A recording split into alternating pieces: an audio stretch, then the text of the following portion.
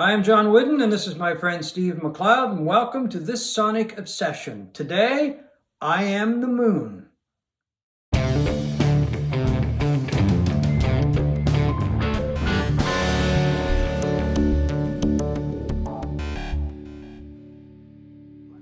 Hi, folks. Today, I am the moon. Well, I'm not the moon, but we're going to talk about a new albums, I guess, by the Tedeschi Trucks Band. And it is a novel way of releasing a new album, or in this case, albums, because there are four included in the package. The CD has been released, and the digital version of the first one, Crescent, it's been made available to streaming services as well. Has been released. And there's also a film that goes with it. That was released a couple of days before the actual CD came out, or the digital version. Four albums under the same title. But the vinyl versions will not be released until September. September, fully, yeah. Right. So, and they're going to be released, there's going to be four separate albums, and then there's a box set. This is more difficult than us debating it. Does she pronounce her name Tedeschi or Tedeschi? Exactly. So anyway, it's an interesting way to release a product. It's different, that's for sure. I don't know, I've never heard of anything that was done this way. Well, I don't know whether it's, the vinyl version is being released so late because of supply chain problems. Yeah, well, that's, the vinyl is becoming so much in demand that there's not enough plants making this stuff. And I mean, how long can they sit on releasing albums when they're out there touring and doing all of that and wanting to play this stuff live? So I don't know what's going on with the vinyl version. Well, and then just an aside from that, the new Wilco album, they don't even have a date yet for the vinyl release of Cruel Country. On the website, it just says they're not going to go into the supply chain matter when it comes to that album. So anyway, the thing is that the first album has been released, as we said, digitally and CD. What did you think of it? I thought it was fantastic. Yeah, so did I. I've played it 3 times, and to begin with, Tedeschi Trucks are one of the greatest live bands today, for sure. Yeah. This stuff apparently was recorded mostly live in the studio, and they're just an incredible band. It's R&B, it's soul, it's jazz. Yeah. Jazz. It's all there. The one thing that really wasn't on this first album, Crescent, is blues. Really, it kind of surprised me. There's nothing really bluesy. Not yet, but you still got 3 more albums to go. See, that's just it. We don't know what we're in store for, which is, to me, that's really one of the appealing things of this project, because there are 3 more albums to go. It'll take us right through to the fall. They're on the road. I don't know if they're on the road now, but they will be, and they're going to be releasing things as the tour goes along. So that's kind of interesting. Which, as I say, I've never heard of this concept before, totally unique. But I found with this album, we should mention also that the concept of the album was put together with the brainstorm of Mike Madison, who is one of the singers in the band, and sings a lot of the lead, alternating with Susan Tedeschi. And he came up with this concept because he was reading and I want to make sure I've got this right. It's the Persian, the poet. I guess it's a poem, Layla and Majnun. Is that the correct pronunciation? I have no idea. I'm not sure either, but it was written in the 12th century by, the poet's last name is Ganjavi. And it also was the inspiration for the title of Layla and Other Assorted Love Songs by Derek and the Dominos. And so that's where Madison got the idea. He was reading it, and he thought they should delve deeper into this poem. I have not read the poem myself, but obviously he got a lot of inspiration from it. Eric Clapton got a lot of inspiration from it when he was putting together material for Layla and Other Assorted Love Songs. So anyway, Madison came up with this idea of looking into it and basing an album on it, bringing the whole band in as far as writing the music and the lyrics and putting everything together.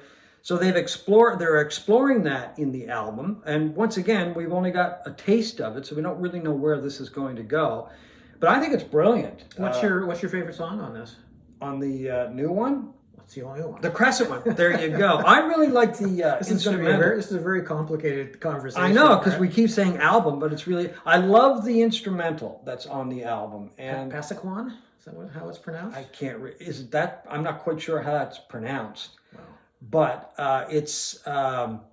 there's also a site, Passaquan site, that's shown in the film, right, which accompanies the release of Crescent on YouTube.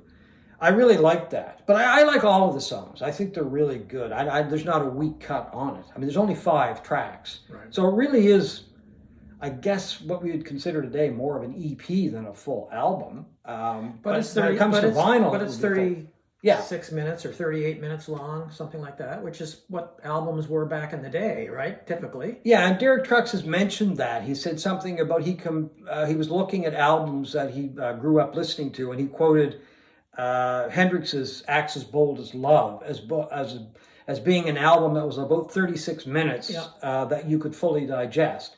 So that was one of the reasons, I guess, that they stuck to having albums that are, basically about the same length as they were years ago. Well, it's fitting too, because I mean, let's face it, Tedeschi Trucks has a sound that's very much rooted in the 1970s. Oh yeah, yeah, and very much influenced by Layla. Yeah, and by Eric Clapton. The whole thing with Layla and the band is kind of interesting, because Susan Tedeschi was born on the day that Layla and Other Assorted Love Songs was released, 1970, February 9th, 1970, I believe, was the date.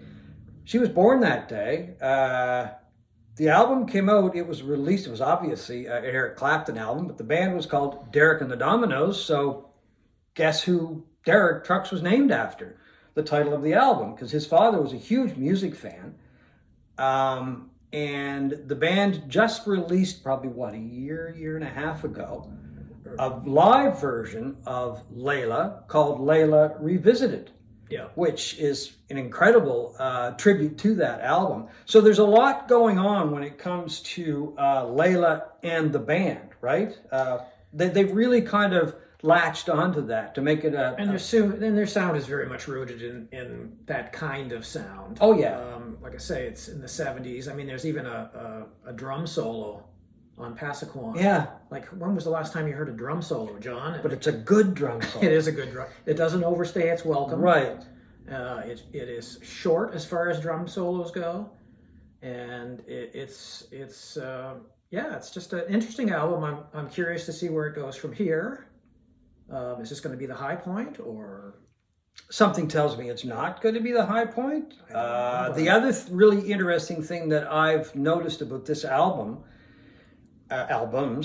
is it's like a full band effort, and I'm not trying to belittle the past albums that they've done, but if you look at the writing credits on the first one, Crescent, there's a number of the members of the band are listed as co-writers or writers, which, I mean, it has happened in the past, but I think what we're going to see, and this is just a guess, that over the course of the release of the albums, you'll see other members of the band, not just Tyler Greenwell and Gabe Nick Dixon, and I'm trying to think of, Mike Madison, of course, and Brandon Boone, as given writing credits, but other members of the band.